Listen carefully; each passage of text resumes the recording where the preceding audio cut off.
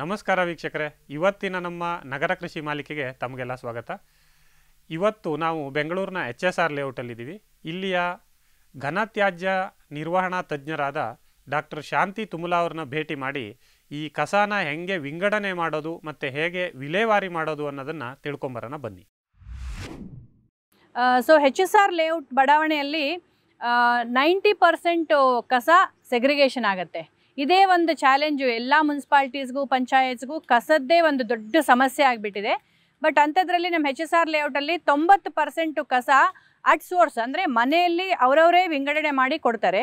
So ಇದು ನಮ್ಮ BBMP ಗಾಡಿ. ಈ BBMP ಗಾಡಿ ಮನೆ ಮನೆಗೂ ಹೋಗಿ ಕಸ ಕಲೆಕ್ಟ್ ಮಾಡುತ್ತೆ.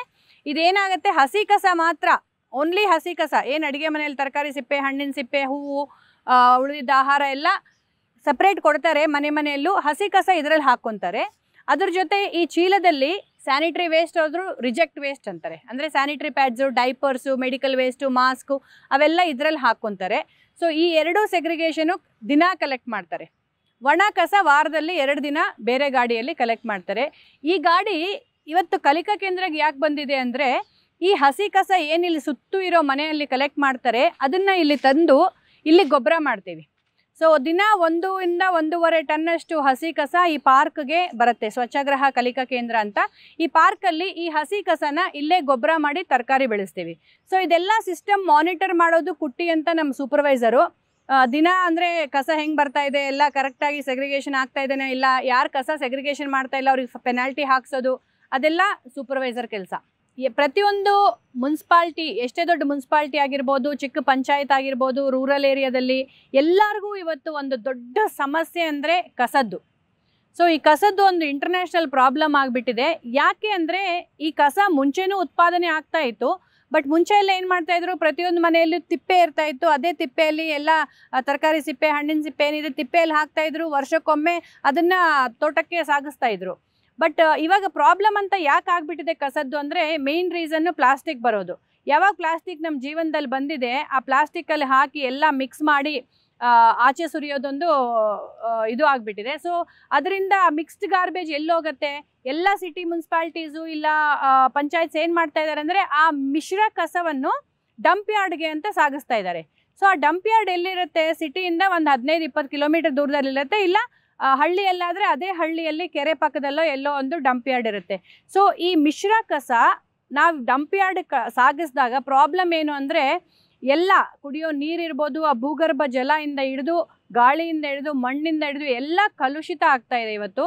ಸೊ ನಾವು ಇದೇ ಥರ ಮುಂದುವರಿಸ್ತಾ ಎಲ್ಲ ಮಿಕ್ಸ್ಡ್ ಕಸ ಡಂಪ್ ಯಾರ್ಡ್ ಕಳಿಸ್ತಾ ಇದ್ದರೆ ಮುಂದಿನ ಪೀಳಿಗೆಗೆ ನಿಜವಾಗ್ಲೂ ಜೀವನ ತುಂಬ ಕಷ್ಟ ಆಗುತ್ತೆ.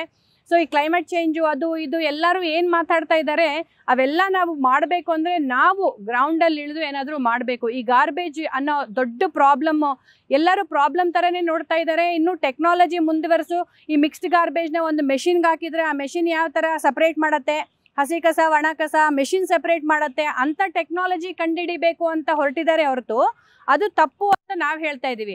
ಅದು ಏನು ಕಸ ಇದೆ ಅದು ವಿಂಗಡಣೆ ಅನ್ನೋದು ಪ್ರತಿಯೊಂದು ಮನೆಯಲ್ಲಿರ್ಬೋದು, ಶಾಲೆಯಲ್ಲಿರ್ಬೋದು, ಆಫೀಸಲ್ಲಿರ್ಬೋದು, ಅಲ್ಲಲ್ಲೇ ವಿಂಗಡಣೆ ಆಗಬೇಕು. ಒಂದ್ಸಲ ಮಿಕ್ಸ್ ಮಾಡಿದರೆ, ಒಂದ್ಸಲ ಮಿಶ್ರ ಮಾಡಿದರೆ ಅದನ್ನು ಸೆಪ್ರೇಟ್ ಮಾಡೋದು ಯಾವ ಟೆಕ್ನಾಲಜಿನೂ ಸಾಧ್ಯನೇ ಇಲ್ಲ. ಸೊ ಇಂಥ ದೊಡ್ಡ ಪ್ರಾಬ್ಲಮ್, ಇಂಥ ದೊಡ್ಡ ಸಮಸ್ಯೆಗೆ ಇಡೀ ದೇಶ ಅಲ್ಲ ಇಡೀ ಪ್ರಪಂಚ ಅಂತ ಹೇಳ್ಬೋದು, ಇಡೀ ಪ್ರಪಂಚದಲ್ಲಿ ಇಂಥ ದೊಡ್ಡ ಪ್ರಾಬ್ಲಮ್ಗೆ ಸೊಲ್ಯೂಷನ್ ತುಂಬ ಸಿಂಪಲ್ ಆಗಿದೆ. ಆ ಸೊಲ್ಯೂಷನ್ ಏನು ಅಂದರೆ, 3 ಥರದಲ್ಲಿ ಕಸ ವಿಂಗಡಣೆ ಮಾಡಬೇಕು. ಸೊ ಹಸಿ ಕಸ, ಒಣ ಕಸ, ಬೇಡದ ಕಸ ಅಂತ 3 ವಿಧದಲ್ಲಿ ವಿಂಗಡಣೆ ಮಾಡಬೇಕು. 2 bin 1 bag ಅಂತ ಈ ಸಿಸ್ಟಮ್ ಫಾಲೋ ಆದರೆ ಯಾರಾದರೂ ಸಕ್ಸಸ್ ನೋಡ್ಬೋದು. ಈ 2 bin 1 bag ಅಂದರೆ ಒಂದು ಡಬ್ಬ ಹಸಿ ಕಸಕ್ಕೆ. ಈ ಹಸಿ ಕಸ ಡಬ್ಬದಲ್ಲಿ ಎಲ್ಲ ಭೂಮಿಗೆ ಸೇರುವಂಥದ್ದು, ತರಕಾರಿ ಸಿಪ್ಪೆ, ಹಣ್ಣಿನ ಸಿಪ್ಪೆ, ಉಳಿದ ಆಹಾರ, ಹೂವು, ದೇವ್ರದ್ದು ಒಣ ಎಲೆ ಎಲ್ಲನೂ ಹಸಿ ಕಸ ಗ್ರೀನ್ ಡಬ್ಬದಲ್ಲಿ ಹಾಕಬೇಕು. ಅದಕ್ಕೆ ಒಂದು ಪ್ಲಾಸ್ಟಿಕ್ ಕವರ್ ಹಾಕ್ತಾರೆ, ಯಾಕೆ ಅಂದರೆ ಡಬ್ಬ ಕ್ಲೀನಾಗಿರಬೇಕು ಅಂತ. ಅದೊಂದು ದೊಡ್ಡ ತಪ್ಪು. ಪ್ಲಾಸ್ಟಿಕ್ ಅನ್ನೋದು ಅದರಲ್ಲಿ ಬರಲೇಬಾರ್ದು, ಡೈರೆಕ್ಟ್ ಡಬ್ಬಗೆ ಹಾಕಬೇಕು. ಆ ಡಬ್ಬದಿಂದ ಕಾಂಪೋಸ್ಟ್ ಮಾಡಬೇಕು. ಆಮೇಲೆ ಒಣ ಕಸಗೆ ಒಂದು ಚೀಲ, ಆ ಚೀಲ ಮರುಬಳಕೆ ಮಾಡೋ ಅಂಥ ಚೀಲ. ಆ ಚೀಲ ಯಾಕಂತ ಇದ್ದೀವಿ ಅಂದರೆ, ಒಣ ಕಸ ವಾಲ್ಯೂಮ್ ವೈಸ್ ಜಾಸ್ತಿ ಇರುತ್ತೆ, ಅಂದರೆ ಒಂದು ರಟ್ಟಿನ ಬಾಕ್ಸ್ ಇರ್ಬೋದು, ಹಳೆ ಬಟ್ಟೆ ಇರ್ಬೋದು, ಸೊ ಜಾಸ್ತಿ ಇರುತ್ತೆ. ಅದಕ್ಕಿಂತ ಬ್ಯಾಗ್, ಆ ಬ್ಯಾಗ್ ನಮಗೆ ಬೆಂಗಳೂರಲ್ಲಿ ವಾರದಲ್ಲಿ 2 ಸಲ ಕಲೆಕ್ಟ್ ಮಾಡ್ತಾರೆ. ಆ ಬ್ಯಾಗಲ್ಲಿರೋದು ಒಣ ಕಸ, ಅಂದರೆ ಪೇಪರು, ಪ್ಲಾಸ್ಟಿಕ್ಕು, ರಟ್ಟು, ಥರ್ಮೋಕೋಲು, ಹಳೆ ಪುಸ್ತಕ, ಬ್ರಷು, ಶಾಂಪೂ ಬಾಟಲ್ ಅಂಥವೆಲ್ಲ ಒಣ ಕಸ.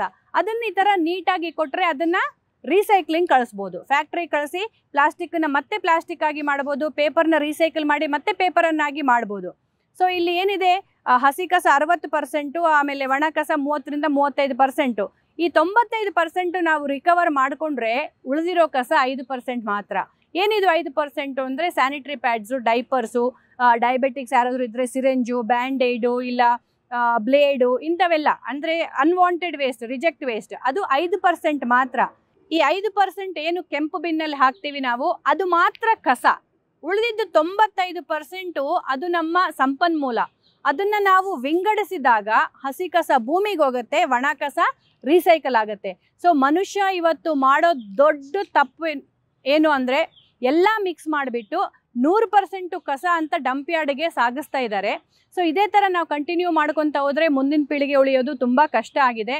ಸೊ ಮನುಷ್ಯ ತಮ್ಮ ತಪ್ಪು ತಿಳ್ಕೊಂಡು ಮಿತ ಬಳಕೆ ಮಾಡಬೇಕು. ಅಂದರೆ ಮಿತ ಬಳಕೆ ಅಂದರೆ ಈ ಪ್ಲಾಸ್ಟಿಕ್ ಮುಂಚೆ ಇರಲಿಲ್ಲ. ನಾವು ಎಲ್ಲಿಗೋದ್ರೂ ಬ್ಯಾಗ್ ತೊಗೊಂಡು ಹೋಗ್ತಾ ಇದ್ವಿ, ವಾಟರ್ ಬಾಟಲ್ ನಾವೇ ತೊಗೊಂಡು ಹೋಗ್ತಾ ಇದ್ವಿ, ಕರ್ಚೀಫ್ ಯೂಸ್ ಮಾಡ್ತಾ ಇದ್ವಿ. ಇವತ್ತು ಎಲ್ಲ ಒಂದು ಸಲ ಉಪಯೋಗಿಸಿ ಬಿಸಾಕೋ ಅಂಥದ್ದು ತುಂಬ ಅಭ್ಯಾಸ ಆಗಿಬಿಟ್ಟಿದೆ ಮನುಷ್ಯನಿಗೆ. ಈಸಿ ಅಂದರೆ ಕನ್ವೀನಿಯನ್ಸ್ಗೆ ತುಂಬ ಅಭ್ಯಾಸ ಆಗಿಬಿಟ್ಟಿದೆ. ಕರ್ಚೀಪ್ ಅನ್ನೋದು ಪಾಕೆಟಲ್ಲಿ ಇಟ್ಕೊಂಡು ತಗೊಳ್ಳೋ ಅಭ್ಯಾಸನೇ ಇಲ್ಲ. ಎಲ್ಲದಕ್ಕೂ ಟಿಶ್ಯೂ ಉಪಯೋಗಿಸೋದು, ಬಿಸಾಕ್ತೋದು. ವಾಟರ್ ಬಾಟ್ಲ್ ಒಂದ್ಸಲ ಕುಡಿಯೋದು, ಬಿಸಾಕೋದು. ಸ್ಟ್ರಾ ಕುಡಿಯೋದು, ಸೊ ಈ ನಮ್ಮ ಯೋಚನೆ ಬದಲಾವಣೆ ಬರಬೇಕು. ನನಗೇನಾಗತ್ತೆ ಬಿಡು, ನಾನು ಯೂಸ್ ಮಾಡಿ ಬಿಸಾಕ್ತಾ ಇದ್ದೀನಿ ಅನ್ನೋ ಮನೋಭಾವನೆಯಿಂದ ಮನುಷ್ಯ ಆಚೆ ಬಂದು ರೀಯೂಸ್ ಕಾನ್ಸೆಪ್ಟನ್ನು ಅಳವಡಿಸ್ಕೋಬೇಕು. ನನಗೆ ಎಲ್ಲರಲ್ಲಿ ವಿನಂತಿ ಏನಂದರೆ, ನೀವು ಅದು ಶಾಲೆ ಇರ್ಬೋದು, ಮನೆ ಇರ್ಬೋದು, ಏನಾದರೂ ಇರ್ಬೋದು, ನಿಮ್ಮ ನಿವಾಸದಲ್ಲಿ ಹಸಿ ಕಸ, ಒಣ ಕಸ, ಬೇಡದ ಕಸ ಅಂತ 3 ಥರ ವಿಂಗಡಣೆ ಮಾಡಿ, ಹಸಿ ಕಸನ ಗೊಬ್ಬರ ಮಾಡಿ, ಒಣ ಕಸನ ಮಿತ ಬಳಸಿ, ಆ ಬೇಡದ ಕಸವನ್ನು ಕಡಿಮೆ ಮಾಡೋದಕ್ಕೆ ಟ್ರೈ ಮಾಡಬೇಕು ಅಂತ ರಿಕ್ವೆಸ್ಟ್. ನಾರ್ಮಲ್ ಆಗಿ ನಮಗೆ ರೋಡ್ ಮೇಲೆ ಕಾಣಿಸೋ ಹಸುಗಳದ್ದು ಸೆಗಣಿ ತುಂಬ ವಾಸನೆ ಬರುತ್ತೆ. ಇದೇನಂದರೆ ನಮ್ಮ ನಾಟಿ ಹಸು ಅಂದರೆ ಇದು ಈ ಬ್ರೀಡು ಗುಜರಾತ್ನ ಗಿರ್. ಸೊ ಡಿಫ್ರೆನ್ಸ್ ಏನು ಅಂದರೆ ಈ ಹಂಪ್, ಇಲ್ಲಿರೋ ಮೋಪ್ರ ಅಂತಾರೆ ತೆಲುಗಲ್ಲಿ, ಇಂಗ್ಲೀಷಲ್ಲಿ ಹಂಪ್ ಅಂತಾರೆ. ಈ ಹಂಪು ತುಂಬ ಇಂಪಾರ್ಟೆಂಟ್. ಇದರಿಂದ ಸನ್ರೈಸ್ ಅಬ್ಸಾರ್ಬ್ ಮಾಡುತ್ತೆ. ಸೊ ಅದಕ್ಕೆ ಅದರೊಳಗಡೆಯಿಂದ ಬರೋ ಸೆಗಣಿಯಲ್ಲಿ, ಗಂಜಲ ಅಲ್ಲಿ ತುಂಬ ಔಷಧಿ ಗುಣಗಳು ಇರುತ್ತೆ ಅಂತ ಹೇಳ್ತಾರೆ. ಅದಕ್ಕೆ ನಾಟಿ ಹಸು ನಾವು ಉಪಯೋಗಿಸ್ತೀವಿ, ಜರ್ಸಿ ಹಸು ಅಲ್ಲ. ಸೊ ಅದರ ಸೆಗಣಿ ತುಂಬ ವಾಸನೆ ಬರುತ್ತೆ. ಇದು ಚೆನ್ನಾಗಿ ಉಪಯೋಗಿಸ್ಬೋದು ನಾಟಿ ಹಸುದು. ಗೊಬ್ಬರ ಆಗೋದನ್ನೋಂಥದ್ದು ನ್ಯಾಚುರಲ್ ಪ್ರಾಸೆಸ್. ಅಂದರೆ ಸಹಜವಾಗಿಯೇ ಏನಾದರೂ ಆರ್ಗ್ಯಾನಿಕ್ ಮ್ಯಾಟರು ಭೂಮಿ ಮೇಲೆ ಬಿದ್ದರೆ ಅದು ಆಟೋಮೆಟಿಕ್ಕಾಗಿ ಗೊಬ್ಬರ ಆಗುತ್ತೆ. ಬಟ್ ಇಲ್ಲಿ ಏನಂದರೆ ಗೊಬ್ಬರ ಅನ್ನೋದು ಬೇಗ ಮಾಡಬೇಕು. ಇದು ಅರ್ಬನ್ ಲೊಕ್ಯಾಲಿಟಿ ಇರೋದ್ರಿಂದ ಪ್ರತಿದಿನ ಹಸಿ ಕಸ ಬರುತ್ತೆ. ಸೊ ಅದು ಬೇಗ ಗೊಬ್ಬರವಾಗಿ ಪರಿವರ್ತನೆ ಆದರೆ ಮತ್ತೆ ಹೊಸ ಕಸ ತಗೋಬೋದು, ಅದಕ್ಕೆ ಅನುಕೂಲ ಆಗುತ್ತೆ ಅಂತ ಈ ಶ್ರೆಡ್ಡರ್ನ ಉಪಯೋಗಿಸ್ತೇವೆ. ಸೊ ಈ ಶ್ರೆಡ್ಡರ್ ಏನು ಅಂದರೆ, ಯಾವುದೇ ಕಸ ಹಾಕಿದ್ರು, ಹಸಿ ಕಸ ಹಾಕಿದ್ರು, ಒಣ ಎಲೆ ಹಾಕಿದ್ರು, ಅದನ್ನು ಚೂರು ಮಾಡಿಬಿಟ್ಟು ಆಚೆ ಕೊಡುತ್ತೆ. ಅದಾವಾಗ 2 ಅಡ್ವಾಂಟೇಜು. ಒಂದು, ಬೇಗ ಗೊಬ್ಬರ ಆಗುತ್ತೆ. ನಾರ್ಮಲ್ ಆಗಿ ಒಂದು 3 ತಿಂಗಳು ತೊಗೊಂಡ್ರೆ ಇದರಿಂದ ಆಗೋದು ಒಂದು 40 ದಿನದಲ್ಲಿ ಗೊಬ್ಬರ ಆಗಿಬಿಡುತ್ತೆ. ಪ್ಲಸ್ ಇನ್ನೊಂದೇನೆಂದರೆ, ಈ ಶ್ರೆಡ್ಡಿಂಗ್ ಮಾಡಿದಾಗ ಆ ಎಲೆ ಪುಡಿ ಆಗಿಬಿಟ್ಟು ಅದು ಮಿಶ್ರಣ ಆಗಿಬಿಟ್ಟು ಏರೇಷನ್ ಚೆನ್ನಾಗಾಗತ್ತೆ. ಅಂದರೆ ಕಾಂಪ್ಯಾಕ್ಟಾಗಿ ಒಂದು ಹೀಪ್ ಥರ ಇರಲ್ಲ, ಚೆನ್ನಾಗಿ ಒಣ ಎಲೆ ಅದ್ರ ಜೊತೆ ಮಿಕ್ಸ್ ಮಾಡಿಬಿಟ್ಟು ಏರೇಷನ್ ಆಗೋಕ್ಕೆ ಅನುಕೂಲ ಮಾಡಿಕೊಡುತ್ತೆ. ಸೊ ಅದರಿಂದಾಗಿ ಗೊಬ್ಬರ ಬೇಗ ಆಗುತ್ತೆ. ಆಮೇಲೆ ಒಣ ಎಲೆ ಕ್ವಾಂಟಿಟಿ ಜಾಸ್ತಿ ಇರುತ್ತೆ. ನಮಗೆ ತಾನಾಗಿ ಬಿಟ್ಟರೆ ಒಣ ಎಲೆ 8 ತಿಂಗಳಿಂದ 9 ತಿಂಗಳು ತೊಗೊಳುತ್ತೆ. ಸೊ ಇದರಲ್ಲಿ ಕಾಂಪೋಸ್ಟ್ ಪೀಸಸ್ ಮಾಡಿದರೆ ಶ್ರೆಡ್ಡರಲ್ಲಿ 3 ತಿಂಗಳು 4 ತಿಂಗಳಲ್ಲಿ ಒಳ್ಳೆ ಕ್ವಾಲಿಟಿ ಗೊಬ್ಬರ ಕೊಡುತ್ತೆ. ಅದಕ್ಕೆ ಶ್ರೆಡ್ಡರ್ ಏನಿಲ್ಲ, ಪ್ರಾಸೆಸ್ನ ಫಾಸ್ಟ್ ಮಾಡುತ್ತೆ. ಸ್ಪೀಡಾಗಿ ಮಾಡೋದಕ್ಕೆ, ಬೇಗ ಗೊಬ್ಬರ ಮಾಡೋದಕ್ಕೆ ಶ್ರೆಡ್ಡರ್ ಉಪಯೋಗಿಸ್ಬೋದು. ಬಟ್ ಶ್ರೆಡ್ಡರ್ ಇಲ್ಲದೇನೂ ಗೊಬ್ಬರ ಮಾಡ್ಬೋದು. ಶ್ರೆಡ್ಡರಲ್ಲಿ ಹಾಕಿರೋ ಹಸಿ ಕಸ ಮತ್ತು ಒಣ ಎಲೆ ಆ ತೊಟ್ಟಿಯಲ್ಲಿ ಹಾಕಿದ್ದೀವಿ ನೋಡಿದ್ದೀರಲ್ವಾ, ಅದನ್ನು 45 ದಿನ ಆದಮೇಲೆ ಅದೊಂದು ಸ್ವಲ್ಪ ಸೆಮಿ ಕಾಂಪೋಸ್ಟ್ ಆಗಿರುತ್ತೆ. ಅದರಲ್ಲಿ ಬಿಸಿ ಏನಿದೆ ಅದು ಹೋಗ್ಬಿಟ್ಟಿರುತ್ತೆ. ನಾವು ನೀರು ಬಿಡ್ತಾ ಇರ್ತೀವಿ, ಎವ್ರಿ ಆಲ್ಟರ್ನೇಟ್ ಡೇಸ್ ನೀರು ಬಿಟ್ಟರೆ ಆ ತೇವಾಂಶಕ್ಕೆ ಆ ಬಿಸಿ ಕಡಿಮೆ ಆಗುತ್ತೆ. ಬಿಸಿ ಕಡಿಮೆ ಆದಮೇಲೆ ಆ ಅರ್ಧ ಆಗಿರೋ ಗೊಬ್ಬರಕ್ಕೆ ಈ ಎರೆಹುಳ ಬಿಡಬೇಕಾಗತ್ತೆ. ಸೊ ಈ ಎರೆಹುಳ ಏನಿದೆ, ಎರೆಹುಳಗೆ ಬಿಸಿ ಇರಬಾರ್ದು, ಶಾಖ ಇರಬಾರ್ದು, ಪ್ಲಸ್ ತೇವಾಂಶ ಇರಬೇಕು.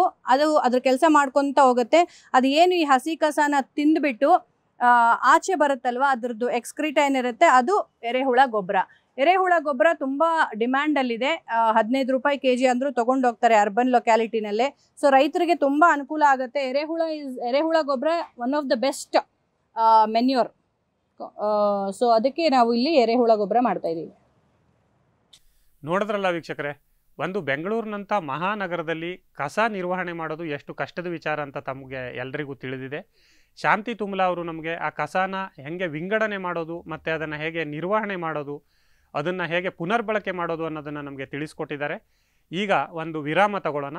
ವಿರಾಮದ ನಂತರ ಶ್ರೀ ವಾಸುಕಿ ಅಯ್ಯಂಗಾರ್ ಅವರು ಆ ಕಸದಿಂದ ಹೇಗೆ ಕಾಂಪೋಸ್ಟ್ ಮಾಡೋದು ಅನ್ನೋದನ್ನು ನಮಗೆ ತಿಳಿಸ್ಕೊಡ್ತಾರೆ. ಅದನ್ನು ನೋಡೋಣ.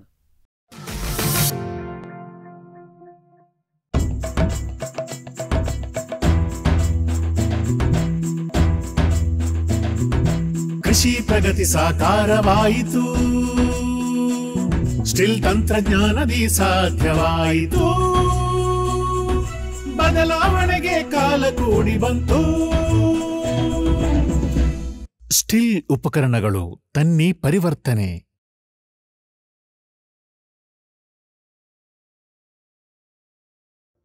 ಶ್ರಮಜೀವಿ ವೆರಿಫೈಡ್. ನಮ್ಮ ಪರೀಕ್ಷೆ ನಿಮ್ಮ ಸುರಕ್ಷೆ.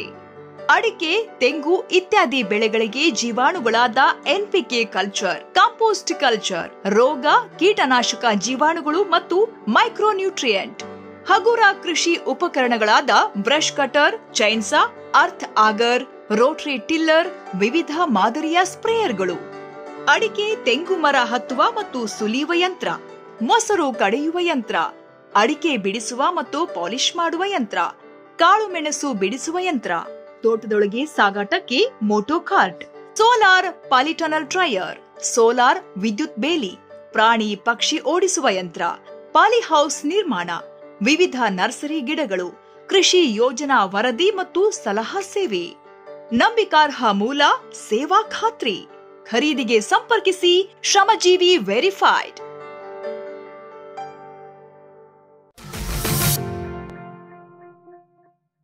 ಮನೆಯಲ್ಲಿ ಕಸನ 3 ಭಾಗವಾಗಿ ವಿಂಗಡಣೆ ಮಾಡಿದಾಗ ಮೊದಲು ಬರೋದು ಹಸಿ ಕಸ.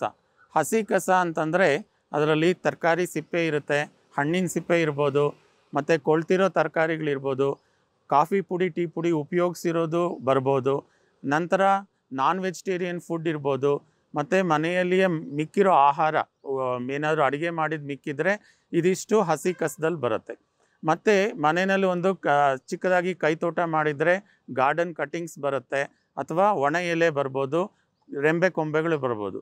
ಇದೆಲ್ಲನೂ ಮತ್ತೆ ಭೂಮಿಗೆ ವಾಪಸ್ ಹೋಗಬೇಕು. ನಾನು ಗೊಬ್ಬರ ಮಾಡೋದ್ರ ಬಗ್ಗೆ ಎಲ್ಲೇ ಒಂದು ಹೋಗಿ ಎಕ್ಸ್ಪ್ಲೈನ್ ಮಾಡಬೇಕಾದ್ರೆ, ವಿವರವಾಗಿ ಹೇಳಬೇಕಾದ್ರೆ ಜನಗಳಿಗೆ 2 ಆತಂಕ ಇರುತ್ತೆ. ಒಂದು, ಇದರಿಂದ ಕೆಟ್ಟ ವಾಸನೆ ಬರುತ್ತಾ ಅಂತ ಅನ್ನೋದು ಒಂದು ಕೇಳ್ತಾರೆ ಪ್ರಶ್ನೆನ. ಇನ್ನೊಂದು ಪ್ರಶ್ನೆ ಕೇಳೋದು, ಇದರಿಂದ ಸೊಳ್ಳೆ ನೊಣ ಉತ್ಪತ್ತಿ ಆಗುತ್ತಾ ಅಂತ ಅಂದ್ಬಿಟ್ಟು. ಇದರಲ್ಲಿ ಸೊಳ್ಳೆಗಳು ಉತ್ಪತ್ತಿ ಆಗಲ್ಲ, ಯಾಕಂದರೆ ಸೊಳ್ಳೆಗಳು ಉತ್ಪತ್ತಿ ಆಗೋದು ನಿಂತ ನೀರಲ್ಲಿ. ನೊಣ ಉತ್ಪತ್ತಿ ಆಗೋದು ಗೊಬ್ಬರದ ಕಂಟೈನರಲ್ಲಿ ಬರಬಹುದು, ಅದರ ಬಗ್ಗೆ ಹೇಳ್ತೀನಿ.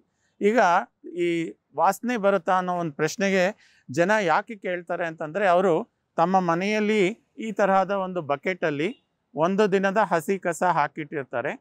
ಅದು ಅವತ್ತಿನ ದಿನ ಕಲೆಕ್ಷನ್ಗೆ ಯಾರೂ ಬಂದಿರಲ್ಲ, ತೊಗೊಂಡು ಹೋಗ್ಲಿಕ್ಕೆ ಯಾರೂ ಬಂದಿರಲ್ಲ, ಅದಕ್ಕೆ ಮುಚ್ಚಿಬಿಟ್ಟು ಹಾಗೆ ಎತ್ತಿಡ್ತಾರೆ. 2ನೇ ದಿನದ ಹಸಿ ಕಸನ ಹಾಕ್ತಾರೆ, ಮತ್ತೆ ಮುಚ್ಚಿಡ್ತಾರೆ. ಆ ದಿನನೂ ಯಾರು ಬಂದಿಲ್ಲದೆ ಇರ್ಬೋದು, ಅಥವಾ ಅವರಿಗೆ ಬಿಡುವಾಗಿಲ್ಲದೆ ಇರ್ಬೋದು ಅದನ್ನು ತೆಗೆದು ಕಸದ ಕಲೆಕ್ಟ್ ಮಾಡ್ಕೊಳ್ಳೋರಿಗೆ ಕೊಡೋದಕ್ಕೆ. 3ನೇ ದಿನ ಈ ಮುಚ್ಚಳನ ಓಪನ್ ಮಾಡಿದ್ರೆ ಗಪ್ ಅಂತ ವಾಸನೆ ಹೊಡೆಯುತ್ತೆ. ಯಾಕೆ ಅಂತಂದರೆ ಇದರಲ್ಲಿ ಗಾಳಿ ಆಡ್ತಾ ಇಲ್ಲ, ಎಲ್ಲಿನೂ ಒಂದು ಹೋಲ್ ಇಲ್ಲ, ಮತ್ತು ಮುಚ್ಚಳನ ಬಿಗಿಯಾಗಿ ಮುಚ್ಚಿಟ್ಬಿಟ್ಟಿರೋದ್ರಿಂದ ವಾಸನೆ ಬರುತ್ತೆ. ಇದಕ್ಕೆ ಕಂಪೇರ್ ಮಾಡಿದ್ರೆ ಈ ಒಂದು ಕಂಪೋಸ್ಟ್ ಬಿನ್ ನೋಡಿ, ಇದರಲ್ಲಿ 3 mm ಹೋಲ್ಸ್ ಹಾಕಿದ್ದಾರೆ. ಬಾಟಮಲ್ಲಿ ಹೋಲ್ಸ್ ಇರುತ್ತೆ ಮತ್ತು ಮೇಲ್ಗಡೆ ಹೋಲ್ಸ್ ಇರುತ್ತೆ. ಆಗ ಇದರಲ್ಲಿ ಸ್ವಲ್ಪ ಮಟ್ಟಿಗೆ ಗಾಳಿ ಆಡುತ್ತೆ. ಗಾಳಿ ಆಡೋದ್ರಿಂದ ಆ್ಯಕ್ಚುಲಿ ವಾಸನೆ ಕಡಿಮೆ ಆಗುತ್ತೆ. ಈ ಗೊಬ್ಬರ ಮಾಡೋದು ಅಂತಂದಾಗ 5 ವಿಷಯ ಮುಖ್ಯ. ಮೊದಲನೇದು ಕಂಟೈನರ್, ಅಂತಂದರೆ ಯಾವ ಒಂದು ಕಂಪೋಸ್ಟ್ ಬಿನ್ನನ್ನು ಉಪಯೋಗಿಸ್ತೀರಾ ಅಂತ. ಇದಕ್ಕೆ ನೀವು ಮಣ್ಣಿನ ಮಡಿಕೆ ಕೂಡ ಉಪಯೋಗಿಸ್ಬೋದು, ಪ್ಲಾಸ್ಟಿಕ್ ಕಂಟೈನರ್ ಉಪಯೋಗಿಸ್ಬೋದು, ಮೆಟಲ್ ಮೆಶ್ ಕಂಪೋಸ್ಟರ್ಸ್ ಅಂತ ಇದೆ, ಅದನ್ನು ತೋರಿಸ್ತೀವಿ. ಮೆಟಲ್ ಮೆಶ್ ಕಂಪೋಸ್ಟರ್ಸು ಉಪಯೋಗಿಸ್ಬೋದು. ಎಲ್ಲದಕ್ಕೂ ಅದರ ಒಂದು ಅಡ್ವಾಂಟೇಜಸ್ ಆ್ಯಂಡ್ ಡಿಸ್ಅಡ್ವಾಂಟೇಜಸ್ ಅಂತ ಇರುತ್ತೆ. ಅದನ್ನು ಗಮನದಲ್ಲಿ ಇಟ್ಕೊಂಡು ನೀವು ಉಪಯೋಗಿಸ್ಬೋದು. 2ನೇ ವಿಷಯ, ಗಾಳಿ ಆಡೋದು ಮುಖ್ಯ. ಇದು ಏರೋಬಿಕ್ ಕಂಪೋಸ್ಟಿಂಗ್, ಗಾಳಿಯನ್ನು ಉಪಯೋಗಿಸ್ಕೊಂಡು ಗೊಬ್ಬರ ಮಾಡುವ ಪದ್ಧತಿ. ಜಾಸ್ತಿ ಗಾಳಿ ಆಡಿದಷ್ಟು ಒಳ್ಳೆಯದು, ತುಂಬ ಡ್ರೈಯೂ ಆಗಬಾರ್ದು, ಅಂದರೆ ಒಣಗಬಾರ್ದು, ಈ ಕಡೆ ಒದ್ದೆಯಾಗಿ ನೀರು ಬಿಟ್ಕೊಳ್ಳೋ ಥರನೂ ಆಗಬಾರ್ದು. ಅದರಲ್ಲಿ ಮಾಯಿಶ್ಚರ್ ಕಂಟ್ರೋಲ್ ಮಾಡಬೇಕು. ಸೊ ಮೊದಲನೇ ವಿಷಯ ಕಂಟೈನರು, ಎರಡನೇ ವಿಷಯ ಏರ್ ಸರ್ಕ್ಯುಲೇಷನ್ ಅಂತೀವಿ, ಗಾಳಿ ಆಡೋದು. ಮೂರನೇ ವಿಷಯ, ಈಗ ಕಿಚನ್ ವೇಸ್ಟ್ ಇಲ್ಲಿದೆ. ಈ ಕಿಚನ್ ವೇಸ್ಟಲ್ಲಿ ಇರೋದು 60-70% ನೀರಿನ ಅಂಶ. ಏರೋಬಿಕ್ ಕಂಪೋಸ್ಟಿಂಗಲ್ಲಿ ಈ ನೀರಿನ ಅಂಶನೇ ಎಲ್ಲ ತೊಂದರೆಗಳಿಗೂ ಕಾರಣ. ಆ ತೊಂದರೆಗಳನ್ನು ಕಡಿಮೆ ಮಾಡ್ಕೋಬೇಕು ಅಂತಂದರೆ ನಾವು ಈ ನೀರಿನ ಅಂಶ ಪೂರ್ತಿ ಹೀರಿಕೊಳ್ಳುವಂತಹ ಮೆಟೀರಿಯಲ್ಲು ಅಂದರೆ ಪದಾರ್ಥವನ್ನು ಹಾಕಬೇಕು. ಅದು ಯಾವುದು? ಮೊದಲನೇದು ಬಹಳ ಈಸಿಯಾಗಿ ಸಿಗೋವಂಥದ್ದು ಒಣ ಎಲೆ ಪುಡಿ. ಅಗೇನ್ ಒಣ ಎಲೆನ ಹಾಗೆ ಹಾಕೋದಲ್ಲ, ಒಣ ಎಲೆನ ಒಂದು ಟಾರ್ಪಾಲಿನ್ ಶೀಟ್ ಮೇಲೆ ಹಾಕೋದು, ಒಂದು ಚೀಲದಲ್ಲಿ ಹಾಕೋದು, ಅದ್ರ ಮೇಲೆ ಜಾಗಿಂಗ್ ಮಾಡ್ಬೋದು. ಜಾಗಿಂಗ್ ಮಾಡಿದ್ರೆ ಅದು ಸ್ವಲ್ಪ ಮಟ್ಟಿಗೆ ಪುಡಿ ಆಗುತ್ತೆ. ಇದಕ್ಕೆ ನೀರನ್ನು ಹೀರ್ಕೊಳ್ಳೋ ಶಕ್ತಿ ಇದೆ. ಎರಡನೇದು ಮೆಟೀರಿಯಲ್ಲು ಈ ಕೋಕೋಪೀಟ್ ಅಂತಾರೆ. ಅಂದರೆ ತೆಂಗಿನ ನಾರನ್ನು ಬಿಡಿಸಿದಾಗ, ಸಡಿಲ ಮಾಡಿದಾಗ ಆ ನಾರಲ್ಲ, ನಾರಿನ ಮಧ್ಯದಲ್ಲಿರುವ ಪುಡಿ ಉದುರುತ್ತಲ್ಲ, ಅದನ್ನು ಕಾಯಿರ್ ಪಿತ್ ಅಂತಾರೆ ಇಂಗ್ಲೀಷಲ್ಲಿ. ಇದಕ್ಕೆ ನೀರನ್ನು ಹೀರ್ಕೊಳ್ಳೋ ಅಂತಹ ಒಳ್ಳೆ ಶಕ್ತಿ ಉಂಟು. ಇದನ್ನು ಸಮ ಪ್ರಮಾಣದಲ್ಲಿ ಹಾಕಬೇಕು. ಎಷ್ಟು ಕಿಚನ್ ವೇಸ್ಟ್ ಇದೆ ಅಷ್ಟೇ ಪ್ರಮಾಣ ನಾವು ಈ ಒಣ ಎಲೆ ಪುಡಿ ಹಾಕ್ಬೋದು, ಮತ್ತು ಕೋಕೋಪೀಟ್ ಹಾಕ್ಬೋದು, ಮತ್ತು ಹಳೆ ಗೊಬ್ಬರ ಹಾಕ್ಬೋದು. ಆಗ ಈ ಬ್ರೌನ್ಸ್ ಅಂತ ಏನು ಹೇಳ್ತೀವಿ, ಆ ಒಣ ಪದಾರ್ಥ ಹಸಿ ಪದಾರ್ಥದಲ್ಲಿರುವ ನೀರಿನ ಅಂಶನ ಹೀರ್ಕೊಳ್ಳುತ್ತೆ. ನಾಲ್ಕನೇ ವಿಷಯ ಏನಂದರೆ ಮೈಕ್ರೋ ಆರ್ಗ್ಯಾನಿಸಮ್ಸ್, ಸೂಕ್ಷ್ಮಾಣು ಜೀವಿಗಳು. ಈ ಸೂಕ್ಷ್ಮಾಣು ಜೀವಿಗಳು ಎಲ್ಲ ಕಡೆ ಇದೆ, ನಮ್ಮ ದೇಹದಲ್ಲೂ ಇದೆ. ನಾವು ತಿಂದ ಆಹಾರನ ಜೀರ್ಣ ಮಾಡೋದಕ್ಕೆ ಹೆಲ್ಪ್ ಮಾಡುತ್ತೆ. ಐದನೇ ವಿಷಯ ಜಾಗ. ಯಾಕಂದರೆ ಇದು ನಗರವಾಸಿಗಳು, ನಾವು ಅರ್ಬನ್ ಪೀಪಲ್. ನಗರವಾಸಿಗಳಿಗೆ ಜಾಗ ಹುಡುಕೋದು ಬಹಳ ಕಷ್ಟ. ಆದರೆ ನಮ್ಮ ಮನಸ್ಸು ಮತ್ತು ಹೃದಯದಲ್ಲಿ ನಾವು ಜಾಗ ಮಾಡಿಕೊಂಡ್ರೆ, ನನ್ನ ಕಸ ನಮ್ಮ ಜವಾಬ್ದಾರಿ ಅಂತಂದರೆ ಗೊಬ್ಬರ ಮಾಡಲಿಕ್ಕೆ ಕೂಡ ನಾವು ಒಂದು ಜಾಗನ ಹುಡುಕೋತೀವಿ. ಇದು ನಮ್ಮ ಕಲಿಕಾ ಕೇಂದ್ರದಲ್ಲಿರುವಂತಹ ಹೋಮ್ ಕಂಪೋಸ್ಟಿಂಗ್ ಸೆಕ್ಷನ್. ಅಂದರೆ ಮನೆಯಲ್ಲಿಯೇ ಹಸಿ ಕಸವನ್ನು ಗೊಬ್ಬರ ಮಾಡ್ಕೊಳ್ಳೋದು. ಈ 3 ಕಂಟೈನರ್ಸ್ ನೋಡ್ತಾ ಇದ್ದೀರಲ್ಲ, ಮೊದಲನೇದು ಪ್ಲಾಸ್ಟಿಕ್ ಕಂಟೈನರು, ಎರಡನೇದು ಮಣ್ಣಿನ ಮಡಿಕೆ, ಮತ್ತು ಮೂರನೇದು ಮಣ್ಣಿನ ಮಡಿಕೆ ಮತ್ತು ಮೆಟಲ್ ಮೆಶ್ ಕಾಂಬಿನೇಷನ್ ಇರೋದು. ಇವು ನೀವೇ ನಿಮ್ಮ ಮನೆಯಲ್ಲಿರೋ ಹಳೆ ಮಡಿಕೆ ಆಗಲಿ, ಹೂವಿನ ಕೊಂಡ ಆಗಲಿ, ಅಥವಾ ಹಳೆ ಒಂದು ಪೇಂಟ್ ಬಕೆಟ್ ಇದ್ದರೆ ಅದರಲ್ಲಿ ಈ ಥರ ಒಂದು ಸೆಟಪ್ಪನ್ನು ಮಾಡ್ಕೋಬೋದು. ಮುಖ್ಯವಾಗಿ ಏನು ಅಂತಂದರೆ ಬಾಷ್ ಡ್ರಿಲ್ ಗನ್ ತೊಗೊಂಡು 3 mm ಹೋಲ್ಸ್ ಹಾಕ್ಕೋಬೇಕು. ಒಂದು ಹಳೆ ಬಕೆಟಲ್ಲಾಗಲಿ ಅಥವಾ ಮಣ್ಣಿನ ಮಡಿಕೆಯಲ್ಲಾಗಲಿ ಗಾಳಿ ಆಡಬೇಕು. ಗಾಳಿ ಆಡೋದಕ್ಕೆ ಇದು.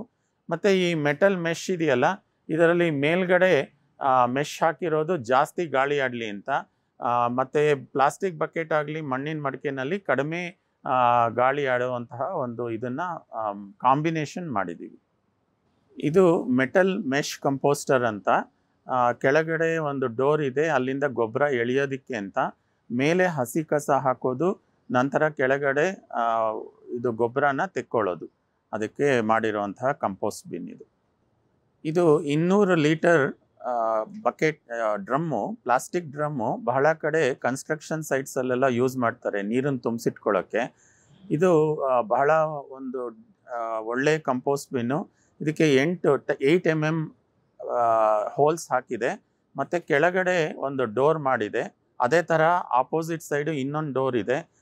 ಈ ನಮ್ಮ ಹೋಮ್ ಕಂಪೋಸ್ಟಿಂಗ್ ಸೆಕ್ಷನಲ್ಲಿ 10 ವೆಂಡರ್ ಬೇಸ್ಡ್ ಸೊಲ್ಯೂಷನ್ಸ್ ಅಂತಂದರೆ ಕಮರ್ಷಿಯಲಿ ಅವೈಲಬಲ್ಲು, ನಮಗೆ ಸಮಯ ಇಲ್ಲ, ನಮಗೊಂದು ಕಂಪೋಸ್ಟ್ ಬಿನ್ನು ರೆಡಿಮೇಡ್ ಬೇಕು ತಯಾರಾಗಿರೋದು ಅಂತ ಹೇಳಿದಾಗ ಇಲ್ಲಿ ಪ್ರದರ್ಶನಕ್ಕೆ ಇಟ್ಟಿದ್ದೀವಿ. ಕೆಲವು ಇದು ರೊಟೇಟಿಂಗ್ ಡ್ರಮ್ ಅನ್ನೋ ಥರ ಸ್ಪಿನ್ಟೆಕ್ ಅಂತ ಔರಂಗಾಬಾದ್ ಕಂಪನಿದು ರೊಟೇಟಿಂಗ್ ಡ್ರಮ್ ಇದೆ. ಒಳ್ಳೆ ವಾಷಿಂಗ್ ಮಷಿನ್ ತರಹ ಕಾಣಿಸುವಂತಹ ಸೋಲೋ ಆರ್ಬಿನ್ ಕಂಪೋಸ್ಟ್ ಬಿನ್ ಇದೆ. ನಂತರ ಮೈ ಗ್ರೀನ್ ಬಿನ್ ಅಂತ ಅವರ ಒಂದು ಚೆನ್ನೈ ಬೇಸ್ಡ್ ಕಂಪನಿ, ಅವರ ಕಂಪೋಸ್ಟ್ ಬಿನ್ ಕೂಡ ಉಂಟು. ಮತ್ತು ಎಂಡ್ಲೆಸ್ಲಿ ಗ್ರೀನ್ ಅವರ ಒಂದು ಕಂಪನಿಯ ಕಂಪೋಸ್ಟ್ ಬಿನ್ ಕೂಡ ಉಂಟು. ಸ್ಟೋನ್ ಸೂಪ್ನವರದ್ದು ಉಂಟು. ಸೊ ನೀವು ಸ್ವಚ್ಛಾಗ್ರಹ.in ಅನ್ನುವಂಥ ಒಂದು ವೆಬ್ಸೈಟಿಗೆ ಹೋದರೆ ಅಲ್ಲಿಂದ ನೀವು ಆರ್ಡರ್ ಮಾಡ್ಬೋದು ನಿಮ್ಮ ಮನೆಗೆ ಬೇಕಾಗುವಂತಹ ಹೋಮ್ ಕಂಪೋಸ್ಟಿಂಗ್ ಬಿನ್ನನ್ನು. ಹಳೆಯ ಒಂದು ವ್ಯವಸಾಯದ ಪದ್ಧತಿನಲ್ಲಿ 4 ಅಡಿಕೆ ಮರ ಆಗಲಿ 4 ತೆಂಗಿನ ಮರ ಆಗಲಿ ಯಾವುದೇ ಮರವನ್ನು 20 ಅಡಿ ದೂರದಲ್ಲಿ ನೆಡ್ತಾ ಇದ್ರು. 4 ಮರ ಒಂದು ಚೌಕದಲ್ಲಿ 4 ಮೂಲೆಯಲ್ಲಿ ಇದೆ ಅಂತಂದರೆ ಮಧ್ಯದಲ್ಲಿ ಒಂದು ಗುಂಡಿ 4 ಅಡಿಗೆ 4 ಅಡಿ ಉದ್ದ ಮತ್ತು ಅಗಲ ಮತ್ತು ಏನು ಡೆಪ್ತು 2 ಅಡಿಯಷ್ಟು ತೋಡ್ಬಿಟ್ಟು ಅದರಲ್ಲಿ ಆ ಒಂದು ಕೃಷಿ ಒಂದು ಜಾಗದಲ್ಲಿ ಏನು ಒಣ ಎಲೆ ಇರುತ್ತೆ, ಗಿಡ ಕಟ್ ಮಾಡಿದ್ದು ಅದನ್ನೆಲ್ಲ ಅದರಲ್ಲಿ ಹಾಕೋದು. ನಂತರ ಅದರ ಮೇಲೆ ಒಂದಿಷ್ಟು ಸಗಣಿ ಸುರಿಯೋದು ಮತ್ತು ಸ್ವಲ್ಪ ಮಣ್ಣು ಮುಚ್ಚೋದು ಒಂದು ಹಳೆ ಪದ್ಧತಿ. ಆಗೇನಾಗುತ್ತೆ, 4 ಮರದ ಬೇರುಗಳು ಆ ಮಧ್ಯದಲ್ಲಿರುವಂತಹ ಒಂದು ಗುಣಿ ಏನಿದೆ ಅಲ್ಲಿ ನ್ಯೂಟ್ರಿಷನ್ ಇದೆ, ಅಲ್ಲಿ ಸತ್ವ ಇದೆ, ಅಲ್ಲಿಗೆ ಹೋಗುತ್ತೆ. ಈ ಒಂದು ಪದ್ಧತಿಯನ್ನು ಸಾಕಷ್ಟು ಕೃಷಿ ಭೂಮಿನಲ್ಲಿ ಅಳವಡಿಸ್ಕೋಬೋದು. ಇಲ್ಲಿ ಬೆಂಗಳೂರಲ್ಲಿ ಸಾಕಷ್ಟು ಉದ್ಯಾನವನಗಳಿದೆ. ಲಾಲ್ಬಾಗ್ ಇರ್ಬೋದು, ಕಬ್ಬನ್ ಪಾರ್ಕ್ ಇರ್ಬೋದು. ಅಲ್ಲೆಲ್ಲ ಏನಾಗುತ್ತೆ ಅಂತಂದರೆ ಎಲೆನ ಗಿಡದ ಒಂದು ಮರದ ಸುತ್ತಮುತ್ತ ಆ ಮರದಿಂದ ಎಷ್ಟು ಎಲೆಗಳು ಉದುರಿರುತ್ತೆ ಅದನ್ನು ಮರದ ಸುತ್ತಮುತ್ತ ಬುಡದಲ್ಲಿ ಹಾಕುವಂಥದ್ದು, ಅದನ್ನು ಮಲ್ಚಿಂಗ್ ಅಂತಾರೆ ಇಂಗ್ಲೀಷಲ್ಲಿ. ಆ ಒಂದು ಪದ್ಧತಿನ ಫಾಲೋ ಮಾಡ್ಬೋದು. ಆದರೆ ಅಲ್ಲಿ ಎಲೆಗಳನ್ನು ಹಾಗೆ ಹಾಕಿದ್ರೆ ಅಲ್ಲಿ ಒಂದು ಹಾವಾಗಲಿ ಇಲಿ ಹೆಗ್ಣ ಆಗಲಿ ಸೇರ್ಕೊಳ್ಳುತ್ತೆ ಅಂತ ಅಂದ್ಬಿಟ್ಟು ಎಲ್ಲದನ್ನು ಗುಡಿಸ್ಬಿಟ್ಟು ಎಲ್ಲೋ ಒಂದು ಕಡೆ ತೊಗೊಂಡೋಗಿ ಬಿಸಾಕ್ಬಿಡ್ತಾರೆ. ಒಣ ಎಲೆ ಅನ್ನೋದು ಒಂದು ರಿಸೋರ್ಸ್, ಅದು ಬಹಳ ಉಪಯೋಗವಾಗುವಂತಹ ವಸ್ತು. ಅದನ್ನು ನಾವೇನು ಮಾಡ್ಬೋದು, ಈ ಹಳೆ ಪದ್ಧತಿ ವ್ಯವಸಾಯದ ಪದ್ಧತಿ ಏನಿದೆ ಅದೇ ಪ್ರಕಾರ 4 ಮೂಲೆಯಲ್ಲಿ ಚೌಕದಲ್ಲಿ 20 ಅಡಿ ದೂರದಲ್ಲಿ ಮರಗಳಿದೆ ಅಂತಂದರೆ ಮಧ್ಯದಲ್ಲಿ ಒಂದಿಷ್ಟು ಸಿಮೆಂಟ್ ಬ್ಲಾಕ್ಗಳನ್ನು ಜೋಡಿಸ್ಬಿಟ್ಟು ಒಂದು ಪ್ಲ್ಯಾಟ್ಫಾರ್ಮ್ ಮಾಡ್ಕೊಳ್ಳೋದು ಮಣ್ಣಿನ ಮೇಲೆ. ಅದರ ಮೇಲೆ ಈ ತರಹದ ಒಂದು ಮೆಷನ್ನು ಇಟ್ಕೋಬೋದು. ಅದು 3 ಅಡಿ ಡಯಾಮೀಟ್ರು 4 ಅಡಿ ಡಯಾಮೀಟರ್ ಇರುವಂತಹ ಒಂದು ಸಿಲಿಂಡ್ರಿಕಲ್ ಮೆಷನ್ನು ಮಾಡಿಕೊಂಡ್ರೆ ಅದರ ಒಳಗಡೆನೆ ನಾವು ಆ ಮರದಿಂದ ಉದುರಿದ ಎಲೆಗಳನ್ನು ಅದರಲ್ಲಿ ಹಾಕ್ಬೋದು. ನಂತರ ಆ ಮೆಶ್ ಒಳಗಡೆ ಹಸಿ ಕಸವನ್ನು ಹಾಕ್ತಾ ಇದ್ದಾರೆ. ಇದು ಈ HSR ಲೇಔಟಲ್ಲಿ ಮನೆಗಳಿಂದ ಬಂದಿದಂಥ ಹಸಿ ಕಸ. ಇದರಲ್ಲಿ ಯಾವುದೇ ಥರದ ಪ್ಲಾಸ್ಟಿಕ್ಕು, ಪೇಪರು, ಮೆಟಲ್ಲು, ಗ್ಲಾಸು ಆ ಥರದ್ದೆಲ್ಲ ಏನೂ ಇರಬಾರ್ದು. ಹಸಿ ಕಸವನ್ನು ಹರಡಬೇಕು. ಆಮೇಲೆ ಇದು ಸಗಣಿ ನೀರನ್ನು ಸಿಂಪಡಿಸ್ತಾ ಇದ್ದಾರೆ. ಸಗಣಿ ನೀರು ಬಹಳ ಒಳ್ಳೆಯದು. ನಂತರ ಹಳೆ ಗೊಬ್ಬರನ ಒಂದು ಸ್ವಲ್ಪ ಹಾಕ್ತಾ ಇದ್ದಾರೆ ಅದರ ಮೇಲೆ. ಅದರ ನಂತರ ಒಣ ಎಲೆ ಪುಡಿ, ಒಣ ಎಲೆನೂ ಹಾಕ್ಬೋದು, ಒಣ ಎಲೆ ಪುಡಿನೂ ಹಾಕ್ಬೋದು. ಹಸಿ ಕಸ ಕಾಣದೇ ಇರೋ ಹಾಗೆ ಅದನ್ನು ಕವರ್ ಮಾಡಿಬಿಡಬೇಕು ಪೂರ್ತಿ. ಸ್ವಲ್ಪ ಒಣ ಎಲೆ ಹಾಕಿದ್ರು ಮತ್ತೆ ಇನ್ನೊಂದು ಸ್ವಲ್ಪ ಹಸಿ ಕಸನ ಹಾಕ್ತಾ ಇದ್ದಾರೆ. ಅದರ ಮೇಲೆ ಮತ್ತೆ ಸಗಣಿ ನೀರನ್ನು ಸಿಂಪಡಿಸ್ತಾರೆ.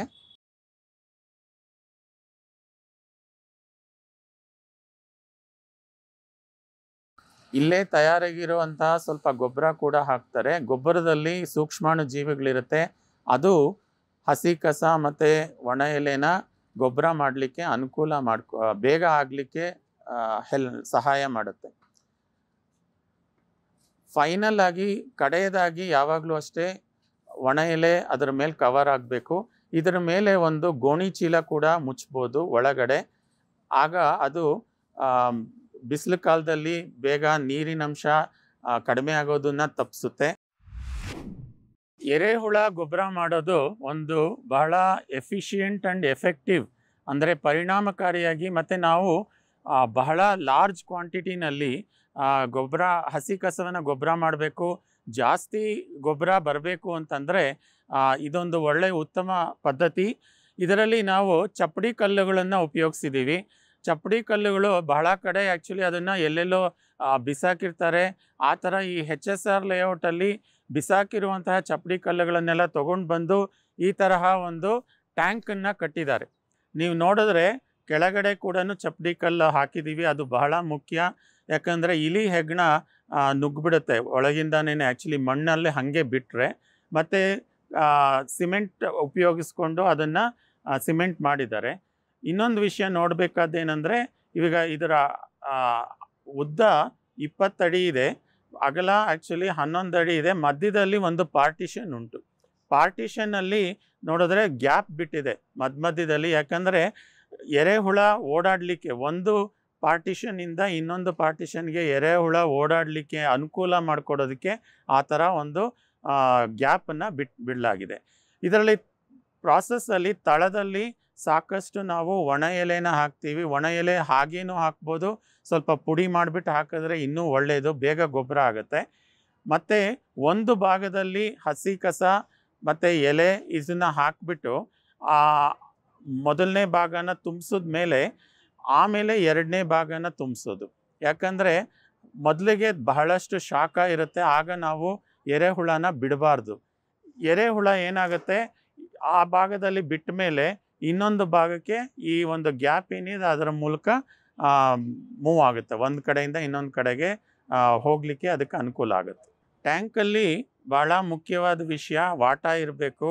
ಅದು ನೀರು ಒಂದು ಸ್ಲೋಪ್ ಇರಬೇಕು, ಒಂದು ಕಡೆಗೆ ಬರುವಂತೆ ಹರ್ಕೊಂಡು. ಮತ್ತು ಲಾಸ್ಟಲ್ಲಿ ಒಂದು ಪೈಪ್ ಇರುತ್ತೆ, ಮತ್ತು ಇಲ್ಲಿ ಟ್ಯಾಂಕ್ ಮಾಡಿದೆ. ಇಲ್ಲಿ ವರ್ಮಿ ವಾಶ್ ಬಹಳ ನ್ಯೂಟ್ರಿಷಿಯಸ್ಸು, ಪೌಷ್ಟಿಕಾಂಶ, ನ್ಯೂಟ್ರಿಷನ್ ಸತ್ವ ಇರುವಂತಹ ನೀರು ಇಲ್ಲಿ ಬಂದು ಕಲೆಕ್ಟ್ ಆಗುತ್ತೆ. ಆ ನೀರನ್ನು ನಾವು 1:10 ನೀರು, ಹೊಸ ನೀರು ಬೆರೆಸ್ಬಿಟ್ಟು ಗಿಡಗಳಿಗೆ ಹಾಕಿದ್ರೆ ಬಹಳ ಒಳ್ಳೆಯದು. ಇನ್ನೆರಡು ಮುಖ್ಯವಾದ ವಿಷಯ ವರ್ಮಿ ಕಂಪೋಸ್ಟಿಂಗ್ ಮಾಡೋದಕ್ಕೆ ಅಂತಂದರೆ ಮೇಲ್ಛಾವಣಿ ರೂಫ್ ಇರಬೇಕು. ಮಳೆ ನೀರು ಅದರ ಮೇಲೆ ಬೀಳಬಾರ್ದು, ಯಾಕಂದರೆ ಮಳೆ ನೀರು ಬಿದ್ದರೆ ಭಾಳ ನೀರಾಗಿಬಿಟ್ಟು ಎರೆಹುಳುಗಳು ಸತ್ತೋಗ್ಬಿಡುತ್ತೆ. ಮೇಲೆ ರೂಫ್ ಇರಬೇಕು. ಇನ್ನೊಂದು ವಿಷಯ, ಎಲ್ಲ ಟ್ಯಾಂಕ್ ಮೇಲೂ ಈ ಪರ್ಫೋರೇಟೆಡ್ ಶೀಟಲ್ಲಿ ಲಿಡ್ ಮಾಡಿಸಿದೆ. ಯಾಕಂದರೆ ಆ ಮುಚ್ಚಳ ಪರ್ಫೋರೇಟೆಡ್ ಆಗಿರಬೇಕು, ಗಾಳಿ ಆಡಬೇಕು. ಇನ್ನೊಂದು ಇಲಿ ಹೆಗ್ಗಣ ಒಳಗೆ ಹೋಗದೆ ಇರೋಂಗೆ ಅದನ್ನು ತಡೆಯುತ್ತೆ ಈ ಥರ ಮುಚ್ಚಳ ಮಾಡೋದ್ರಿಂದ. ಈಗ ಅಲ್ಲಿ ಚಾಪರಲ್ಲಿ ಹಸಿ ಕಸನ ಮತ್ತು ಒಣ ಎಲೆನ ಸಣ್ಣದಾಗಿ ಮಾಡಿದ್ದನ್ನು ನೋಡಿದ್ರಿ. ಅದನ್ನು ತೊಗೊಂಡು ಬಂದು ಇಲ್ಲಿ ಎರೆಹುಳ ಈ ಟ್ಯಾಂಕಲ್ಲಿ ಹಾಕ್ತಾ ಇದ್ದಾರೆ. ಇದು ಹರಡಬೇಕು, ಯಾವುದೂ ಅಷ್ಟೇ ಗುಡ್ಡೆಯಾಗಿ ಹಾಕಿದ್ರೆ ಅದರಲ್ಲಿ ತುಂಬ ಶಾಖ ಜಾಸ್ತಿ ಆಗಿಬಿಡುತ್ತೆ. ಅನೆರೋಬಿಕ್ ಕಂಡೀಷನ್ಸ್ ಅಂತ ಹೇಳ್ತೀವಿ, ಗಾಳಿ ಆಡಲ್ಲ, ಆಗ ಏನು ಮಾಡುತ್ತೆ, ಕೆಟ್ಟ ವಾಸನೆ ಬರುತ್ತೆ. ಸೊ ಹಾಕುವಾಗ ಇದನ್ನು ಹರಡಬೇಕು. ಇದನ್ನು ಹರಡಿದ ನಂತರ ಎರೆಹುಳಗಳಿಗೆ ಭಾಳ ಇಷ್ಟ ಸಗಣಿ ಅಂತಂದರೆ, ಮತ್ತು ಇದರಲ್ಲಿ ತುಂಬ ಸೂಕ್ಷ್ಮಾಣು ಜೀವಿಗಳಿದೆ. ಅದನ್ನು ಹಸಿ ಕಸ ಹಾಕಿದ ತಕ್ಷಣ ಅದರ ಮೇಲೆ ಚಿಮ್ಕಿಸ್ಬೇಕು. ಇದಾದ ನಂತರ ಹಾಗೆ ಬಿಡಬಾರ್ದು, ಯಾಕಂದರೆ ಅದು ಒಣಗೋಗ್ಬಿಡುತ್ತೆ. ಅದನ್ನ ಮೇಲೆ ಮತ್ತೆ ಒಣ ಎಲೆನ ಕವರ್ ಮಾಡ್ತಾರೆ. ಈ ಒಣ ಎಲೆ ಬಹಳ ಉಪಯೋಗ ಬರುವಂಥದ್ದು. ಇಲ್ಲಿ HSR ಲೇಔಟಲ್ಲಿ 22 ಪಾರ್ಕಲ್ಲಿ 22 ಟ್ಯಾಂಕ್ ಮಾಡಿ ಅಲ್ಲೇ ಕಲೆಕ್ಟ್ ಮಾಡಿ ಇಟ್ಕೊಂಡಿರ್ತಾರೆ. ಎಲ್ಲೂ ಎಲೆನ ಸುಡಲ್ಲ. ಅದನ್ನು ಕ್ರಷ್ ಮಾಡಿಬಿಟ್ಟು ಹಾಕಿದ್ರೆ ಗೊಬ್ಬರ ಬೇಗ ಆಗುತ್ತೆ. ಹಾಗೆ ಹಾಕ್ಲೂಬೋದು, ಹಸಿ ಕಸನ ಹಾಗೆ ಹಾಕ್ಲೂಬೋದು. ಈ ಥರ ಈ ಟ್ಯಾಂಕಲ್ಲಿ ತುಂಬಿಸ್ಬಿಟ್ಟು ಇದನ್ನು 2 ತಿಂಗಳು ಬಿಟ್ಬಿಡ್ತೀವಿ. ಆಗ ಅದರ ಶಾಖ ಕಡಿಮೆ ಆಗುತ್ತೆ. ಆಮೇಲೆ ನಾವು ಎರೆಹುಳನ ಬಿಡಬೇಕು. ಈಗಲೇ ತಕ್ಷಣಕ್ಕೇ ಎರೆಹುಳ ಬಿಟ್ಟರೆ ಶಾಖಕ್ಕೆ ಎರೆಹುಳುಗಳು ಸತ್ತೋಗ್ಬಿಡುತ್ತೆ. ಸೊ ಈ ಪದ್ಧತಿನ ಕರೆಕ್ಟಾಗಿ ಸರಿಯಾಗಿ ಫಾಲೋ ಮಾಡಿ. ನೋಡಿದ್ರಲ್ಲ ವೀಕ್ಷಕರೇ, ಇಷ್ಟೊತ್ತು ಶ್ರೀ ವಾಸುಕಿ ಅಯ್ಯಂಗಾರ್ ಅವರು ಅವ್ರ ಹತ್ರ ಇರೋ ವಿವಿಧ ರೀತಿಯ ಕಾಂಪೋಸ್ಟ್ ಬಿನ್ಗಳು ಮತ್ತು ಕಾಂಪೋಸ್ಟ್ ತೊಟ್ಟಿ ಅಂದರೆ ಹೇಗಿರಬೇಕು ಮತ್ತು ಕಾಂಪೋಸ್ಟ್ ಮಾಡೋ ವಿಧಾನನ ನಮಗೆ ತುಂಬ ಚೆನ್ನಾಗಿ ತಿಳಿಸ್ಕೊಟ್ರು. ಈ ಕಂತಿನಿಂದ ನಿಮಗೆ ಉಪಯುಕ್ತವಾದ ಮಾಹಿತಿ ಸಿಕ್ಕಿದೆ ಅಂತ ಅಂದ್ಕೊಳ್ತಾ ಇವತ್ತಿನ ಕಂತನ್ನು ಇಲ್ಲಿಗೆ ಮುಗಿಸ್ತಾ ಇದ್ದೀನಿ. ಮತ್ತೆ ಮುಂದಿನ ಕಂತಿನಲ್ಲಿ ಭೇಟಿಯಾಗೋಣ. ನಮಸ್ಕಾರ.